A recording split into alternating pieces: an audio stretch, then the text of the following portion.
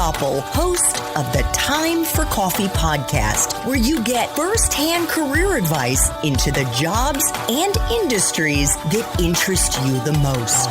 And before we start today's show, I have a quick favor to ask you. If you haven't already, I'd be incredibly grateful if you give us a rating and a review on iTunes. And if you're like me, you need to do it now because you'll forget later and because it's the best way to help others who may be in search of career advice to find this free resource. So press pause if you haven't done it and do it right now. I'll wait.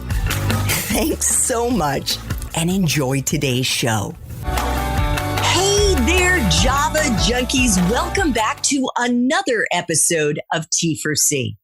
If you're interested in learning more about what it's like to work at an international education company, then this is the episode for you because my next guest is the Chief Culture Officer at Education First, a global education company that combines language training with cultural exchange, academic achievement, and educational travel to deliver courses and programs that transform dreams into international opportunities.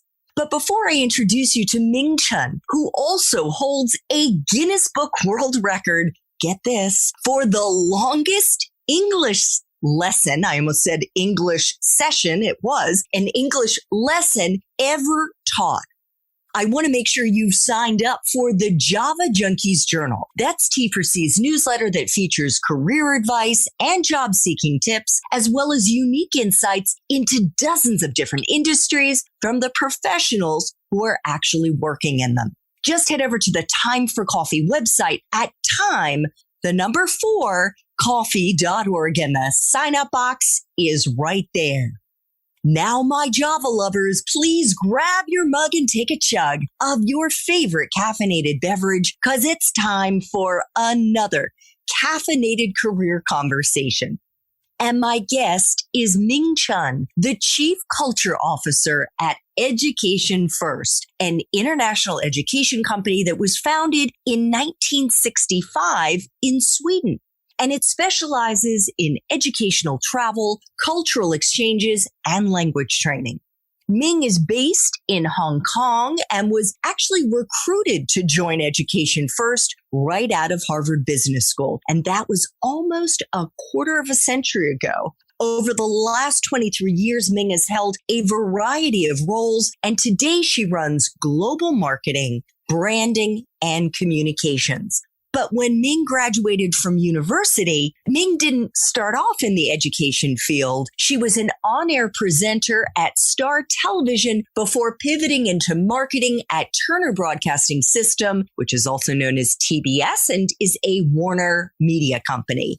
Ming is also an author, along with her identical twin sister, of 3 children's books.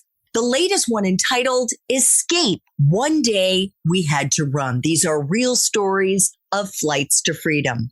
And last but not least, Ming is a major league marathon runner. She has run at least 2 marathons a year for over 30 years. Ming, welcome to Time for Coffee. Are you still caffeinated on your Starbucks iced coffee and ready to go?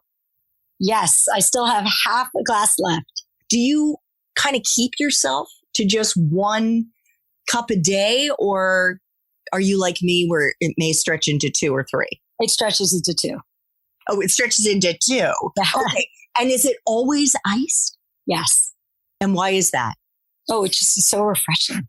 I'm a real cold foam cold brew junkie.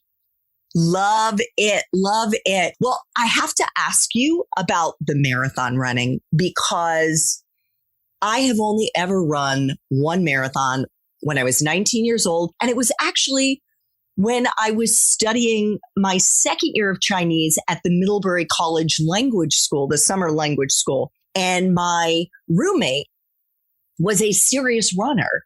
And so she and I started running together as a way to kind of deal with stress. And the next thing you knew, like I was doing 10 milers on the weekend. And then I was like, I think I'm going to try running a marathon. But where did it start for you?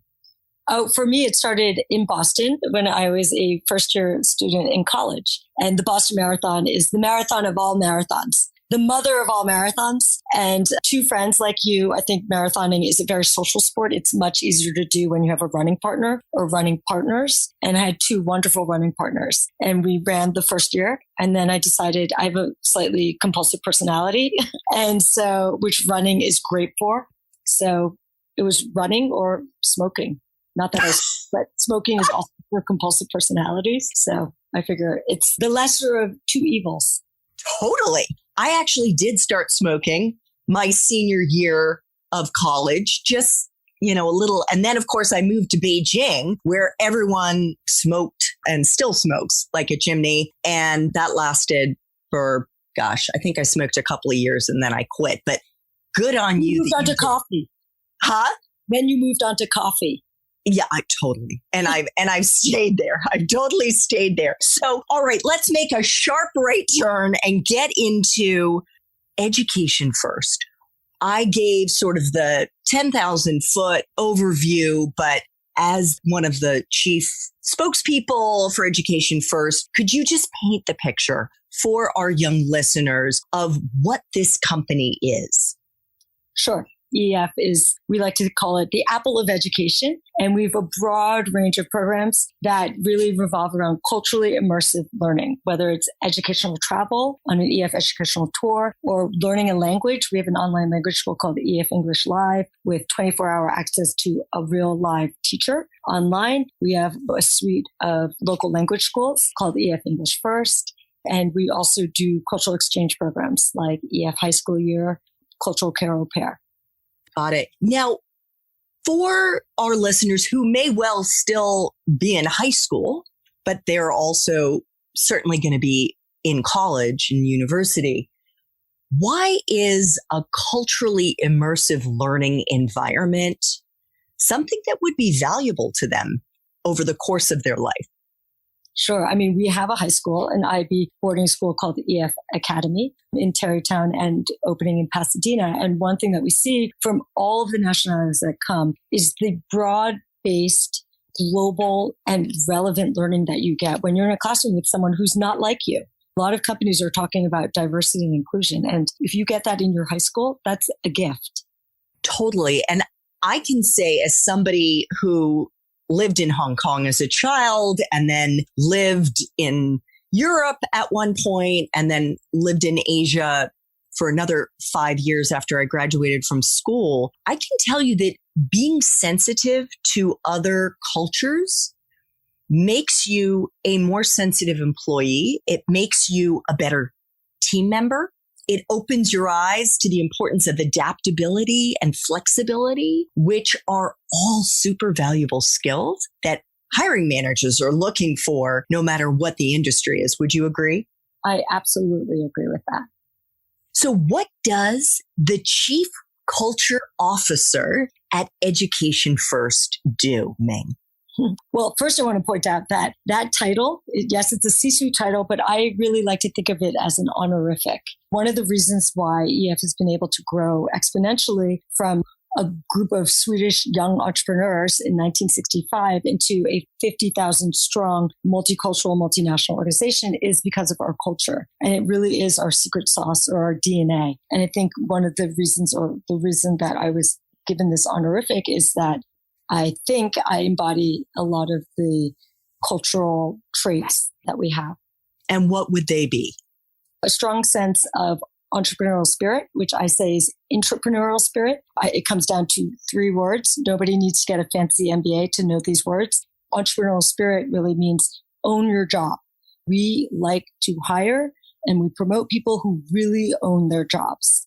We also really value equality, standing for quality, passion, the feeling that nothing is impossible, and attention to detail. Those are our 5 core values.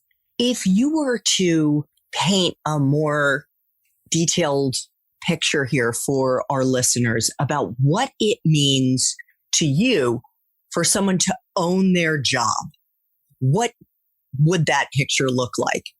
So I'll give you an example. Our founder and owner is very senior. He obviously grew this business, that very valuable, but he still checks like what the storerooms look like, all of the details about the business. Travel is very detail intensive, knowing your numbers, taking responsibility if there are mistakes.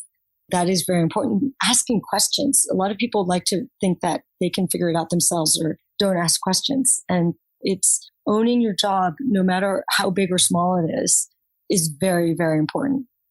One of the things that I teach the young people that I work with, Ming, and I'm just ground truthing this with you, is that when your supervisor, when your manager gives you a list of things they want you to do, the importance of managing up, checking back with them, asking what their priorities are. And should you finish everything on that list, coming back to them to say, hey, I've finished. Is there anything else I can do? And not just sitting there waiting for someone to read your mind. So also keeping your eyes open to other things you might be able to do or other problems you identify and perhaps coming to them with potential solutions. How does that sound? That sounds very, very relevant. And I'd like to add that it's not only looking for what more you can do or give, it's actually being able to succeed and thrive where there are no set. It's not a corporate ladder. I like to say EF is not a ladder. It's more like a spiral staircase. And oftentimes people think I'm going to go to my next big job, right? And I think one of the reasons that EF is so wonderful, but it's not for everybody, is that the jobs aren't necessarily like, it's not necessarily a bigger title. It might be a different project, might be a different country, it might be different function. But people who can succeed in an environment where it's not a corporate ladder and you're not waiting for someone to promote you, it's more about looking for opportunities and taking your chances and putting in the work that needs to get done to be recognized. I think that is very, very important. Terrific. I also want to touch on what you said about your title, which is Chief Culture Officer, that it's an honorific, because another thing that I think is news to college students and those who have been in the workforce for a relatively short period of time, maybe even those who've been in the workforce for a long time, is that titles are made up.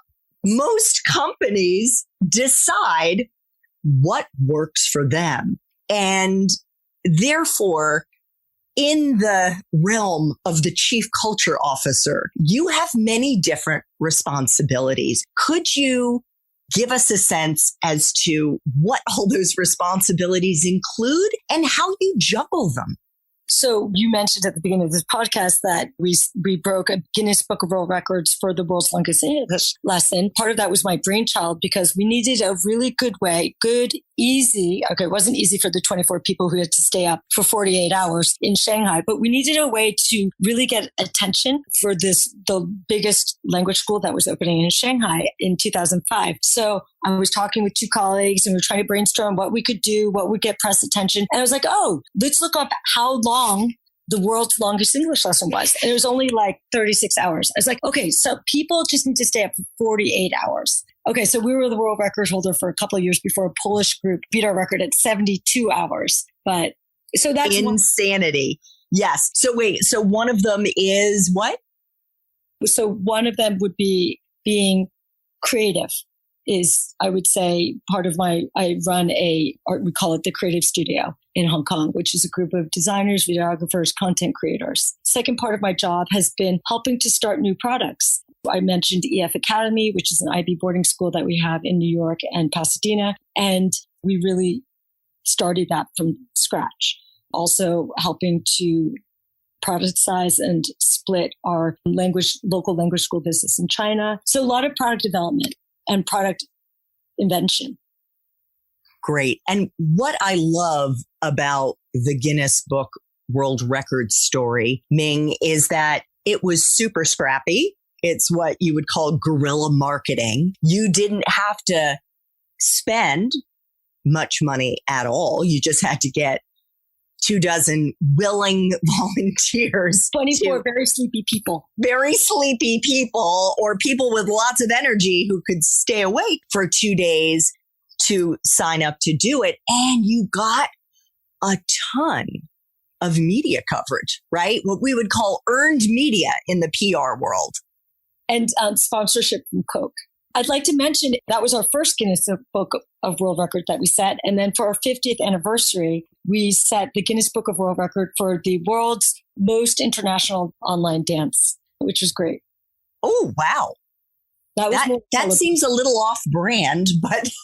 Well, it was a way. EF has offices and schools in more than 50 countries. So it was a way to really unify our very, very worldwide organization. Yes, I totally get it. And I'm just teasing you. Okay. So could you take us into a typical day for you on the job? And we should let our listeners know we're doing this interview in the middle of June 2021. Things have loosened up. People are able to travel more. Having said that, I don't know how things, whether or not they've normalized to the pre-pandemic world at EF. So I'm based in Hong Kong, which is a regional office for us. I usually, pre-pandemic, would travel a lot to Shanghai, where our EF China headquarters is, or to London, where my boss, the chairman of EF, Philip Holt, sits, or to Zurich. Switzerland is our headquarters, our worldwide headquarters. So I probably travel 50% of my time at work.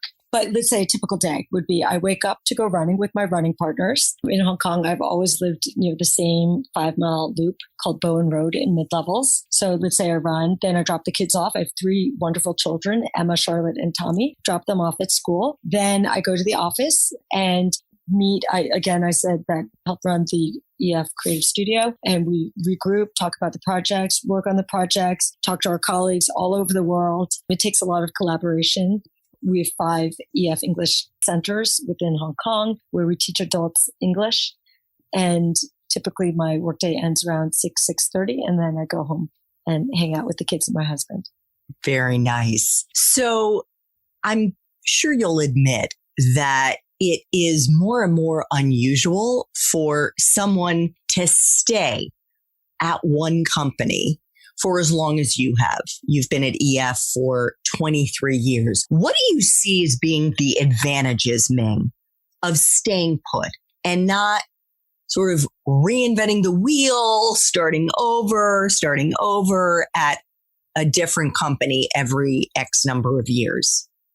I think it's building your credibility, right?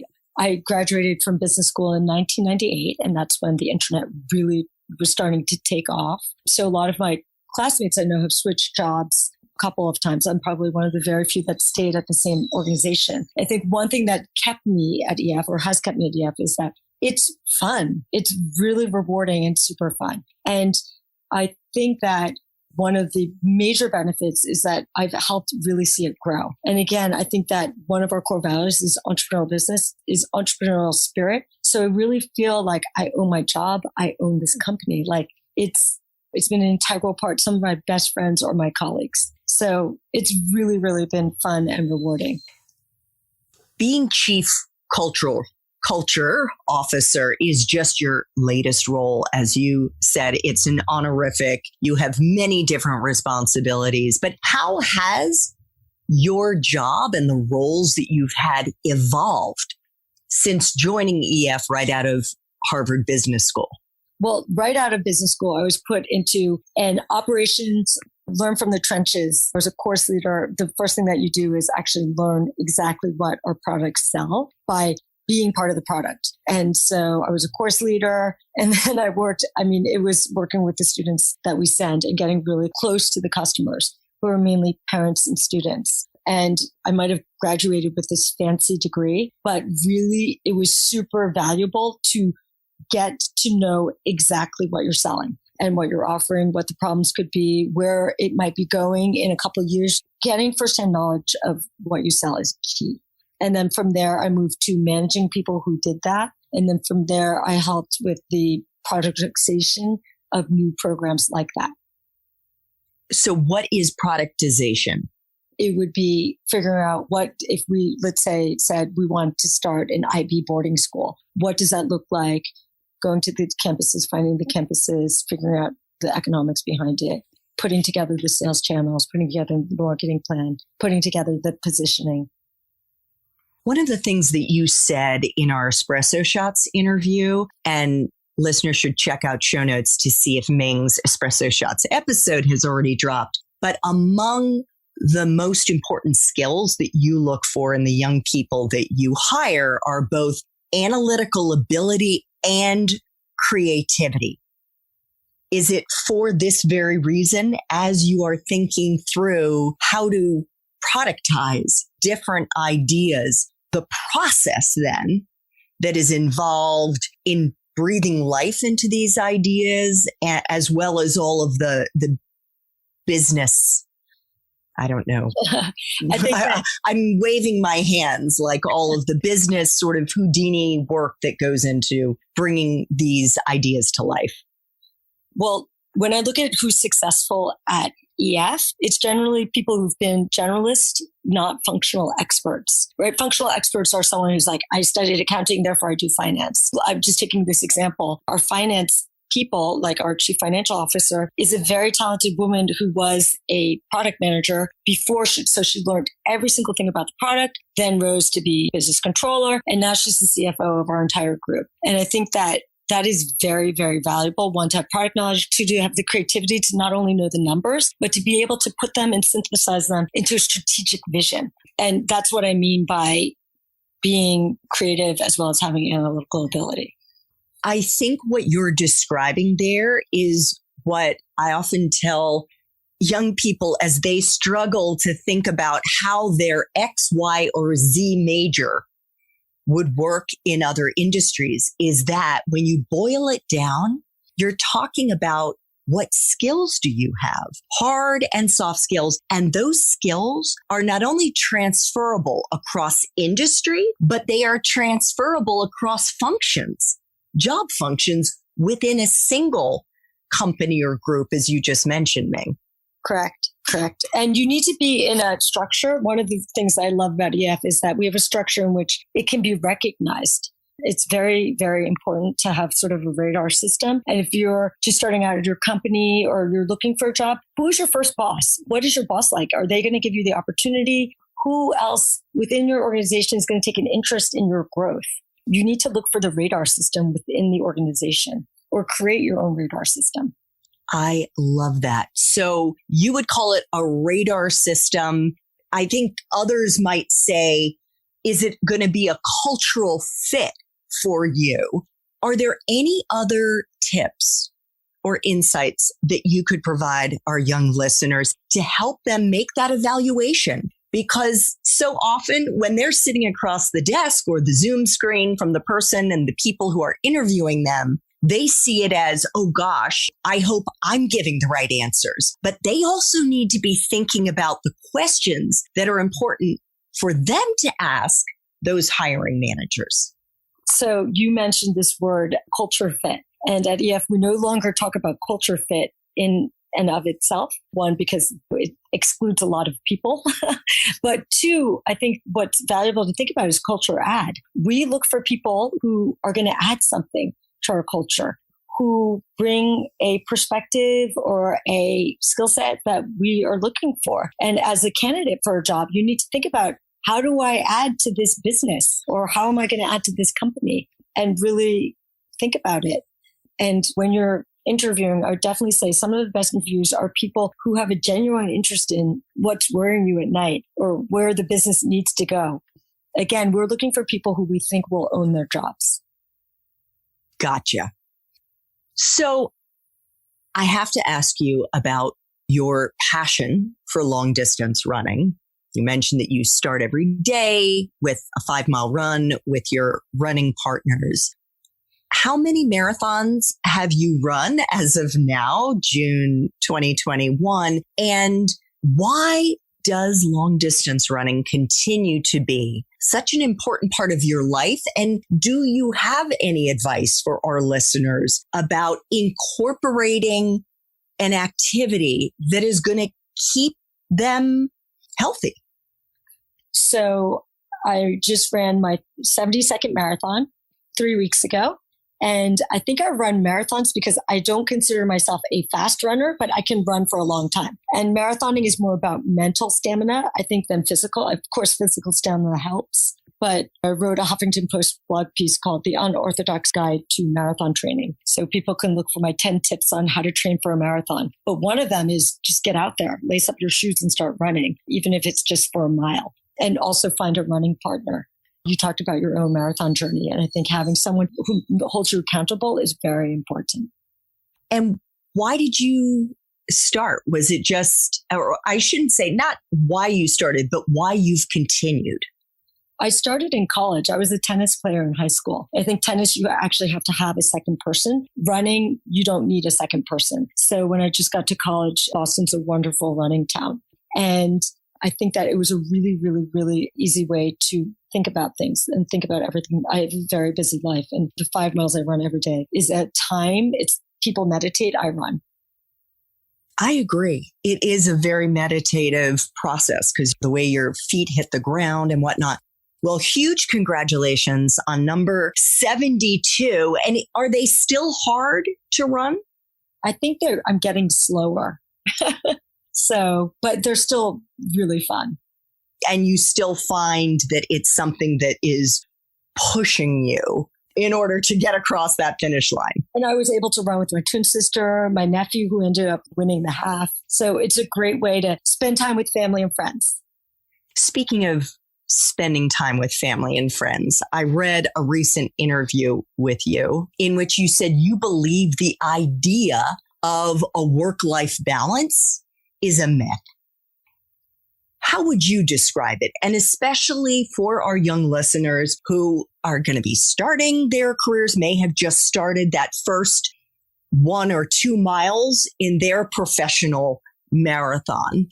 What do you think they should have sort of at, not that they need to be completely buttoned up for the next 20 years of their professional life, but just things that they should be aware of to help them live a fulfilled life? Well, that's a big question, but I do think that this whole stuff about work-life balance is a myth. I wouldn't say I have work-life balance, but I'd say that I look at my life and what I do with my time, which is the only denominator that we have to judge our careers, like what do we do with our time, as a series of trade-offs, right? Like when one thing increases, the other decreases. So instead of work-life balance, I'd like to say, how are you viewing the trade-offs in your life? Do I live in this city or that? Do I do this job or the other one? Or do I have children or don't I have children? Those are trade-offs that you make and about how you spend your time. And I think that through that lens, I've looked at my own career. Would I rather stay at EF or do another job? And I've always judged the trade-off as I'd rather stay at EF, which is why I've been here for almost 23 years. So yeah, I think that to me has been really helpful. So let's flash back really quickly to when you were at university. You went to Harvard and you majored in East Asian studies. Did you know what you wanted to do with that degree, Ming, when you graduated? Definitely not. I had no conception of what I wanted to do after college. But I would say during the summers of college, I used them to eliminate things. I lived in Hong Kong and I knew, I could live in Hong Kong. This is a really fun city. Or I taught at Wellesley's summer school and I was like, I do not like teaching. And then I worked for an art auction house. I said, I don't think I'm going to do that later. So it was really helpful during college and summers to sort of figure out where I wanted to live, what I didn't want to do, because it was easier to eliminate. But I still didn't graduate thinking, I want to be in for-profit education. I had no idea what that meant. And I just fell into my first job through random luck at Star TV. Yeah. So let me ask you, what was that first job and how did you get it? When you say random luck, what did that look like? So I knew one thing after college that I definitely wanted to try living in Hong Kong. So if you could decide like kind of what city you were interested in living in, like that's great. And then I had no idea what I would be good at or what I could get hired for. So I met as many people as possible through contacts. You don't have to go to a fancy school like Harvard. Talk to people. People are so willing to talk to college students or young people, even if you don't go to college. And people want to be helpful to other people, I've generally found. And so I talked to someone who knew somebody who was working at Star TV and they needed a business analyst. I did not study business and I did not do analytical stuff in college. I was a liberal arts major in history. And I did that for a year. And then another opportunity came up to work in production. And then they were looking for an on-air presenter for their children's channel. And it just sort of happened like that. I did not have a pre-programmed plan. And I must say, I know people are really worried about making money. And I was lucky not to graduate with debt. But I did not graduate with a high paying job at all. But I would say, use your youth to take chances and pay off your credit card bill. Definitely.